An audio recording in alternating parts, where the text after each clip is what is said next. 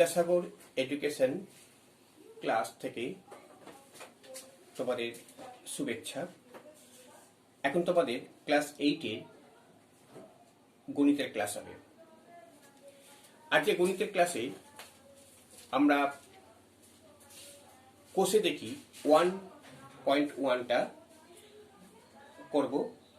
এখানে আমাদের আগে কিছু অঙ্ক করা হয়েছিল, সেগুলো তোমরা আগে লিস্টে দেখে নিতে পারো। আমরা এখন করাবো যেটা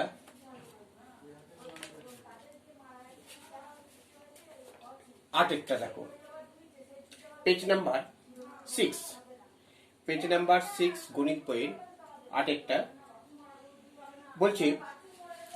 এগুলো এই ধরনের অঙ্কগুলো করতে গেলে দেখো একই নিয়ম, অর্থাৎ দৈর্ঘ্য প্রস্থ থাকলে ক্ষেত্রফল বার করতে হবে। আর যেমন মেজের ক্ষেত্রফল, ঘরের মানে চারদিকে ক্ষেত্রফল, পরিসীমা। এবার এখানে একটা অঙ্ক হচ্ছে কি, দেখো বলছে অঙ্কটা আমাদের ক্লাবের দৈর্ঘ্য প্রস্থ উচ্চতা রকমের 7.2 মিটার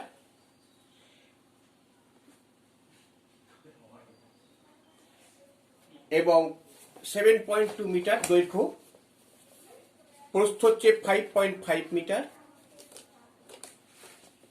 প্রস্থ হচ্ছে 5.5 মিটার এবং উচ্চতা হচ্ছে 4.2 মিটার। ঘরের 3 মিটার লম্বা ও 4 মিটার চওড়ার একটি দরজা ও 2.25 মিটার লম্বা ও 1.8 মিটার চওড়া মাপে দুটি জানলা আছে, এটা বলে দিয়েছি।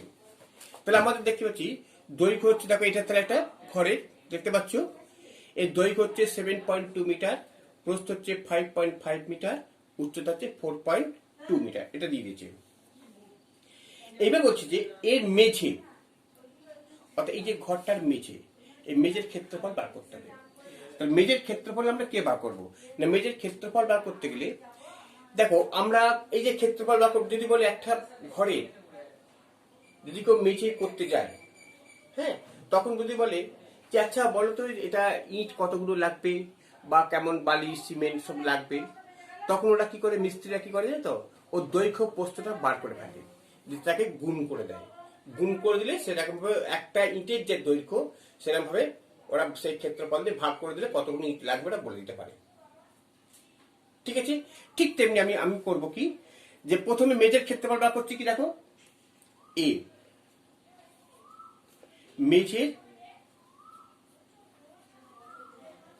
মেঝের ক্ষেত্রফল, মেঝের ক্ষেত্রফল কত হচ্ছে দেখো, তার দৈর্ঘ্য ইন্টু প্রস্থ, দৈর্ঘ্য হচ্ছে কত হলো 7.2 মিটার ইন্টু 5.5 মিটার, এটা হচ্ছে মেঝের ক্ষেত্রফল। তাহলে আমাদের এটা গুণ করবো। হ্যাঁ, এই গুণটা দেখিয়ে দিচ্ছি, দেখো যেমন 7.2 আর 5.5, এটা গুণ করি আমরা। 5 দুগুণে 10 শূন্য থাকে 1, 5 সাথে 35 থাকে 36। এবার 5 দুগুণে 10 শূন্য থাকে 1, 5 সাথে 35 থাকে 36। হ্যাঁ, 0 6 6 3 9 3, তাহলে দুটো আগে দশমিক আছে, তাহলে 39.60 বর্গমিটার। তাহলে আমরা কি লিখতে পারি এখানটা, দেখো সমান 39.60 বর্গ মিটার। ক্ষেত্রফল বললে বর্গ হবে। তাহলে আমাদের এই অঙ্কটা হয়ে গেল। আচ্ছা, এইবার বলছি এখন সম্পূর্ণ হয়নি, ওই মেঝেটাকে সিমেন্ট করবে। সিমেন্ট করলে প্রতি বর্গ মিটারে কত বলছে, 62 টাকা হিসেবে খরচা পড়বে। কত, মোট কত খরচা পড়বে। তাহলে আমাদের মেঝেটা তাহলে এত বর্গমিটার, 39.60 বর্গমিটার ওর ক্ষেত্রফলটা। প্রতি বর্গমিটার কত হচ্ছে, এবার তাহলে লাগবে 1 বর্গমিটারে, তাহলে 1 লিখবো আমরা। 1 বর্গমিটারে খরচ হবে কত টাকা, দেখো 62 টাকা। হ্যাঁ, তাহলে 62 টাকা, তাহলে কত হচ্ছে 39.60 বর্গমিটারে খরচ হবে কত হচ্ছে, তাহলে 62 ইন্টু 39.60। এবার এটা গুণ করে দিই, তাহলে এটা গুণ করলে 62 কত হচ্ছে দেখো, এটা তোমরা গুণ করবে 2455.20 টাকা, এটা গুণ করে হবে। হ্যাঁ, তাহলে আমরা পেয়ে গেলাম মেঝের ক্ষেত্রফলটা পেয়ে গেলাম। এইবার বলছে বিয়েরটা কি বলছে, দরজা ও জানলা বাদে ভিতরে 4 দেয়ালের ক্ষেত্রফলটা নেব। আচ্ছা, 4 দেয়ালের ক্ষেত্রফল ভাগ করতে হবে। তাহলে আমরা জানলা, এবার আমরা কি করব, প্রথমে আগে আমরা দেখো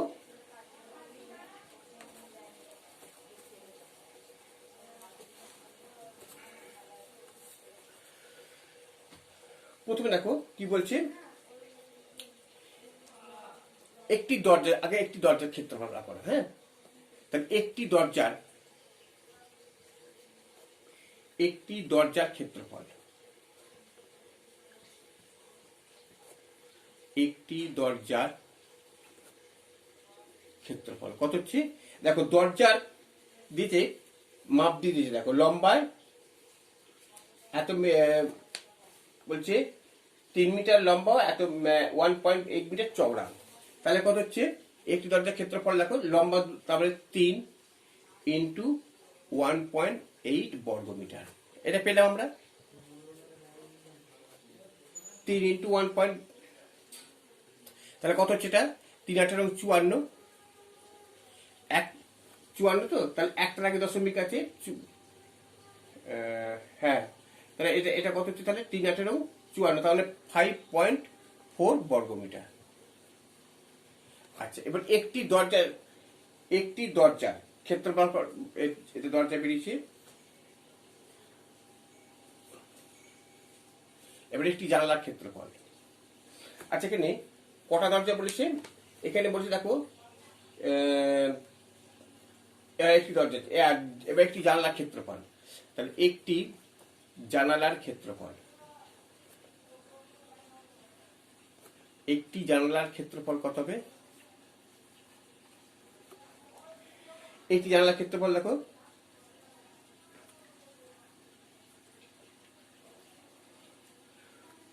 2.25 মিটার ইন্টু 1.8 মিটার, হ্যাঁ, এত বর্গমিটার, তাই তো। এইবার যদি আমরা এটা গুণ করতে হবে,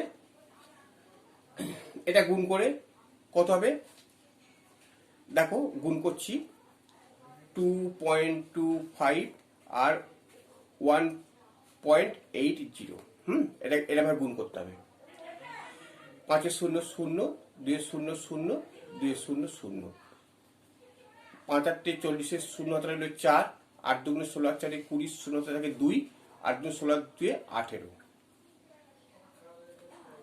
এবার 5 2 2 0 0 5 8 2 10 তাহলে 1 2 3 4, 4 টাকে 1 2 3 4 টাকে দশমিক হলো, তাহলে কত হচ্ছে 4.05।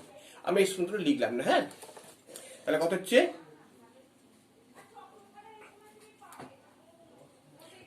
4.05 বর্গমিটার। ঠিক আছে, তাহলে আমরা এইটা দেখলাম।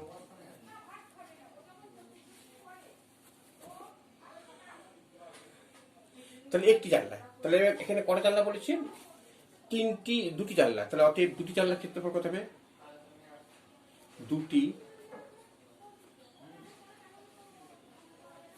দুটি জানলার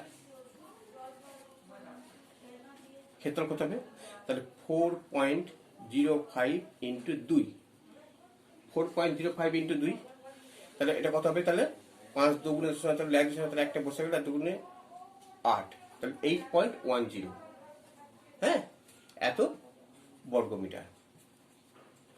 তাহলে আমরা দেখতে পাচ্ছি, তাহলে একটি জানলা, একটি দরজা আর দুটি জানলার মোট ক্ষেত্রফল কত হবে বার করে নি। হ্যাঁ, তাহলে অতএব একটি দরজা প্লাস দুটি জানালার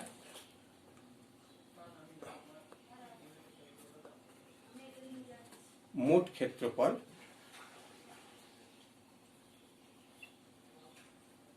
কত হচ্ছে, তাহলে 5.4 প্লাস 8.1, তাহলে সমান কত হচ্ছে 8 × 5 = 13.5 বর্গমিটার। এটা পেলেন। তাহলে ওইটা জানাটা। এবার আমরা কি করব, কি বলছে, দরজা জানলা বাদে চার দেয়ালের ক্ষেত্রফল কত। তাহলে আমরা কি করবো, এটা দরজা জানলা বাদে। তাহলে ফার্স্টে আমাদের চার দেয়ালের ক্ষেত্রফল বার করতে হবে। হ্যাঁ, তাহলে দেখো,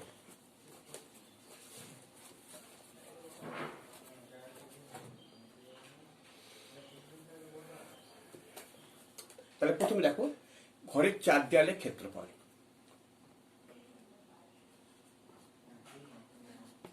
ঘরের চার দেওয়ালের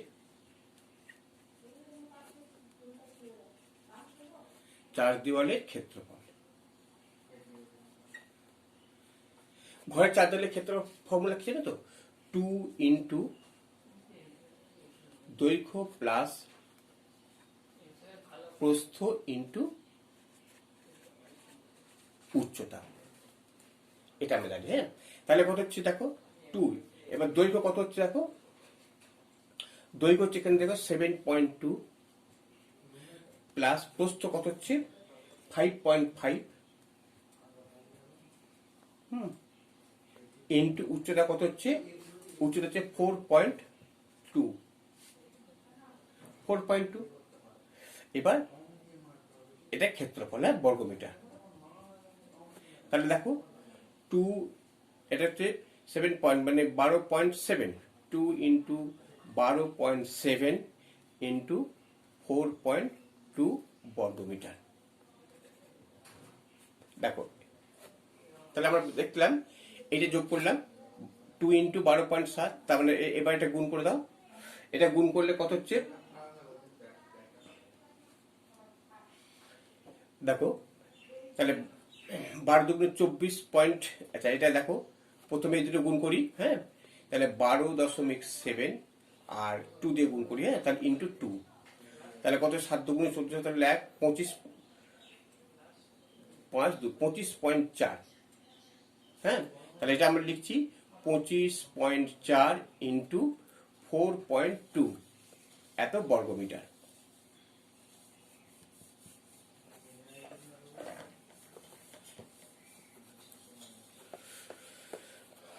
এত বর্গমিটার। এবার এটা গুণ করে দিই। তাহলে এখানে দেখো গুণটা আবার করো।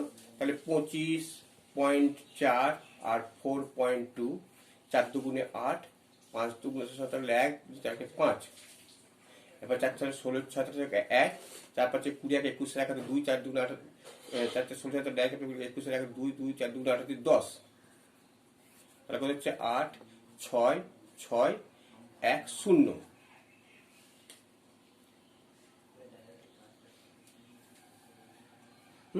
এবার দুটোর আগে দশমিক হচ্ছে, এটা হলো। তাহলে আমাদের কত দেখতে পাচ্ছি 106.68 বর্গমিটার।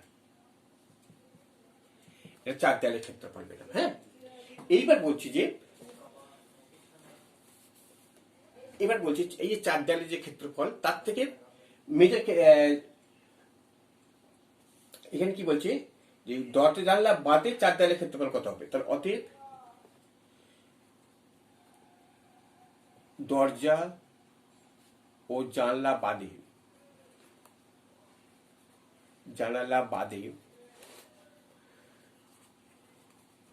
চার দেয়ালের ক্ষেত্রফল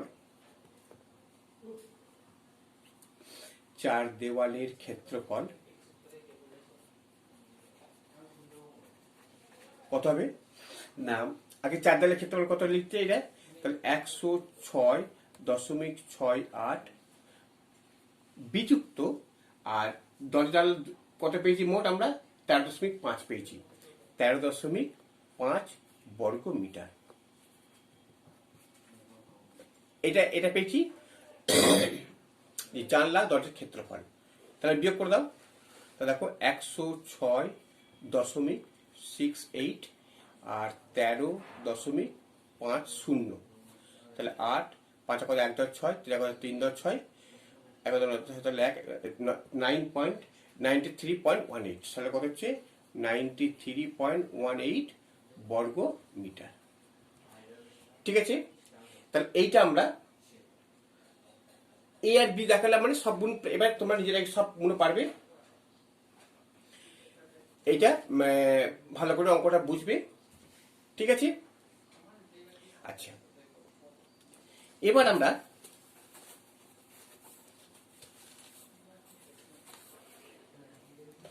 দেখো, এবার আমরা চলে যাচ্ছি একবারে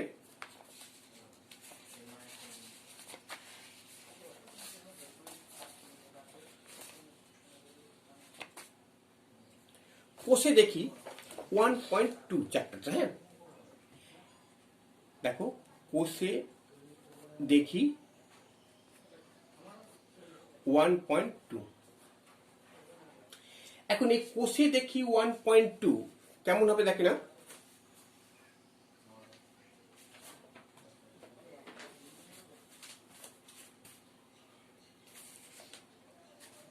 এখানে কিছু জিনিস আছে, দেখো আমাদের ক্ষেত্রফল সম্বন্ধে কিছু প্রশ্ন থাকবে। হ্যাঁ, ক্ষেত্রফল, পরিসীমা। দেখো এখানে এখানে অঙ্কগুলো খুব শক্ত নেই। আমরা পেজ নাম্বার 11 2 অঙ্কটা একটু দেখাচ্ছি কেমন। বলছি একটা সমবাহু ত্রিভুজের প্রতিটি বাহুর দৈর্ঘ্য দিচ্ছে 4y+2। তাহলে সমবাহু ত্রিভুজ একটা আঁকো। একটা সমবাহু ত্রিভুজ কাকে বলে জানো তো? যে ত্রিভুজের 3টি বাহু সমান তাকে সমবাহু ত্রিভুজ বলে। তাহলে এই যে এই বাহুটা যায়, এই বাহুটাতে, এই বাহুটা তাই। সমবাহু যদি প্রত্যেকটা বাহু দৈর্ঘ্য, তাহলে এটা হচ্ছে দেখো, এটা 4y+2, এটাও দেখো 4y+2, এটা হচ্ছে 4y+2। সমবাহু ত্রিভুজের প্রতিটি বাহুর দৈর্ঘ্য হচ্ছে এটা। তাহলে পরিসীমা কত হবে? আমরা জানি সমবাহু ত্রিভুজের পরিসীমা হচ্ছে 3টে বাহুর যোগফল। তাহলে অতএব সমবাহু ত্রিভুজের পরিসীমা, সমবাহু ত্রিভুজের পরিসীমা কত হবে? 3 × 4y+2। পরিসীমা কখনো বর্গ মিটার করবে না, শুধু মিটার করবে। মিটার। তাহলে কত হচ্ছে দেখো, 3 × 4 = 12y+6, এটা মিটার হয়ে গেল অঙ্কটা। এবার দেখো 3 নম্বরটা কি দিচ্ছে দেখো, আয়তক্ষেত্রের দৈর্ঘ্য দিচ্ছে, প্রস্থ দিচ্ছে। ক্ষেত্র বার করবে, দৈর্ঘ্য ইন্টু প্রস্থ বার করে দেবে। যেমন 3 নম্বরটা দৈর্ঘ্য দিচ্ছে কত, তাহলে দৈর্ঘ্য দিচ্ছে দেখো 8x + 3y সেন্টিমিটার। আর প্রস্থ দিচ্ছে কত? প্রস্থ দিচ্ছে দেখো 8x - 3y সেন্টিমিটার। তাহলে ক্ষেত্রফল কত হবে? আয়তক্ষেত্রের ক্ষেত্রফল জানি আমরা, দৈর্ঘ্য ইন্টু প্রস্থ। অতএব ক্ষেত্রফল সমান 8x + 3y দৈর্ঘ্য ইন্টু 8x - 3y। এবার দেখো এটা একটা ফর্মুলা হচ্ছে a + b × a - b, তাহলে a² - b²। তাহলে 8x² - 3y², একবার করে দিলাম। তাহলে কত হবে? 64x² - 9y²। ব্যাস, এটা হয়ে গেল অঙ্কটা। এইবার আমরা চলে আসছি একবার দেখো 7 দাগের একটা অঙ্ক দেখি। হ্যাঁ, পেজ নাম্বার 12, 7 অঙ্কটা। 7 দাগে কিছু সরল করা অঙ্ক আছে। সরল করা অঙ্কগুলো এগুলো খুব সোজা আছে, তোমরা পরপর লিখে দিলে দেখবে। 7 দাগের বলছে a - b, একটা দেখিয়ে দিচ্ছি দেখো, a - b plus b - c plus c - a। এখানে কি করবো? সরল করা মানে সরলের মতো করে দাও। তাহলে a - b plus b bracket তুলে দেবো প্লাস c - a। তাহলে -a প্লাস a কেটে গেল, -b প্লাস b কেটে গেল, -c প্লাস c কেটে গেল, সমান 0। আমরা এখানে 3 নম্বর অঙ্কটা করে। হ্যাঁ, 3 নম্বর অঙ্কটা কি বলছে দেখো, x² into x y minus y by x into y by x plus x by y into y square. এইটা আছে তো? দেখো, প্রথমে আমরা কি করব, প্রথমে এক্স স্কোয়ার যেমন সে লিখে দিলাম ইন্টু এটা কি করবো আমরা, এটা লসগু উপত করে নিই। তাহলে দেখো এক্স ওয়াই লসগু হলো, তাহলে ওয়াই ওয়াই মিলে গেল, তাহলে x x square minus Y square, ঠিক আছে, ইন্টু এটা দেখো এক্স ওয়াই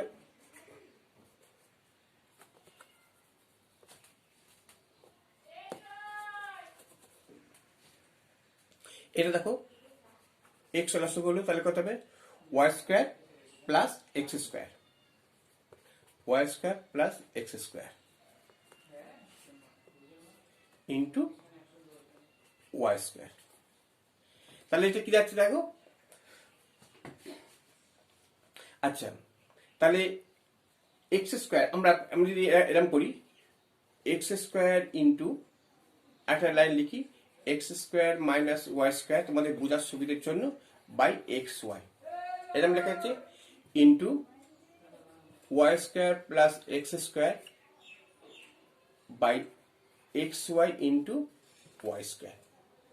এবার এই এখানে একটা এক্স আর এখানে দুটো এক্স, তাহলে একটা এক্স কেটে গেল, এখানে একটা ওয়াই এখানে একটা ওয়াই কেটে গেল, তাহলে কি পড়ে থাকছে দেখো এক্স ইন্টু এক্স, তার মানে x into x square minus Y square by y into y into y square plus x square by x. এবার আমরা একবার কেটে দিই, এক্স কেটে দিই, ইন্টু চিহ্ন আছে ওয়াই ওয়াই কেটে দিলাম, তাহলে কি হচ্ছে এটা X square minus Y square x square আর X square plus Y square, এটা পড়ে থাকছি। দেখ এখানে কি তাহলে সব কাটা হয়ে গেল, তাহলে এখানে পড়ে থাকছি সমান x square minus Y square into y square x square plus Y square, এটাকে আগে পরে দিলেও কোনো ক্ষতি নেই, কারণ প্লাস চিহ্ন আছে, প্লাস চিহ্ন তাহলে অসুবিধা নেই। তাহলে এটা A square minus B square formula ফেলে দাও, এ স্কোয়ার মাইনাস ওয়াই স্কোয়ারের হোল স্কোয়ার সমান, তাহলে কত হচ্ছে X to the power 4 minus Y to the power 4 A square minus B square. এটা হয়ে গেল অঙ্কটা। এইবার তোমরা এইভাবে করবে অঙ্কগুলো, আর একটা সংকট অঙ্কগুলো সবকটা এরকমই, হ্যাঁ সোজা আছে। এবার আমরা এখানে একটা দেখি, দেখো 10-এর অঙ্কটা, এখানে একটা সূত্র আছে কি দুটি বর্গের অন্তরূপে প্রকাশ করতে বলছি, মানে একটা মানে দুটো সংখ্যা থাকবে, একে দুটো বর্গ, দুটো মানে ধরো মনে করো এ ইন্টু বি, এ ইন্টু বি মানে কি, এটাকে এই দুটো সংখ্যা দুটোকে বর্গে, কি ফর্মুলাটা কি জানো তো, এর ফর্মুলাটা হচ্ছে এ প্লাস বি বাই 2 এর whole square minus a minus b by 2 এর হোল স্কোয়ার, এই সূত্রটা পেতে হবে আমাদের, এবির সূত্র এটা। এবার আমাদের একটা অঙ্ক দেখিয়ে দিচ্ছি, দেখো যেমন 391 ইন্টু 409, তাহলে এইটা বি, তাহলে আমরা কি লিখবো, এটা 1 নম্বরটা, 391 প্লাস 409 বাই 2 এর whole square minus a minus B, তাহলে এইটাকে ঘুরিয়ে দাও, তার 409 বিযুক্ত 391 বাই 2 এটা হোল স্কোয়ার, তাহলে কি যাচ্ছে এটা 700 800 বাই 2 এর হোল স্কোয়ার বিযুক্ত এটা কত হচ্ছে 390 300, এটা কত হচ্ছে এটা 18, 1 অত না 8 তো নয় 18 বাই 2 এর হোল স্কোয়ার, ব্যাস হয়ে গেল এটা। এবার আরো ছোট করে দাও, এটা 400 করে দাও, এটা করে দাও 9 করে দাও, তাহলে কি দাঁড়াচ্ছে 400 স্কোয়ার বিযুক্ত 9 স্কোয়ার, ব্যাস হয়ে গেল অঙ্কটা। এইভাবে অঙ্কগুলো আমরা করতে পারি, হ্যাঁ। ঠিক আছে, তাহলে তোমাদের আজকে এই পর্যন্ত করালাম। পরের দিন আমরা করাবো উৎপাদকের বিশ্লেষণ অঙ্কগুলো। হ্যাঁ, তোমরা এই পর্যন্ত আজকে অঙ্কগুলো করবে এবং দেখে প্রত্যেকটা অঙ্কগুলো যদি তোমরা না পারো তখন তোমরা আমাকে জানাবে। এগুলো সোজা আছে, কিছু নেই শক্ত, তাই আমরা একটু ইম্পর্টেন্ট কিছু অঙ্কগুলো আমরা দেখিয়ে দিলাম। হ্যাঁ, ঠিক আছে।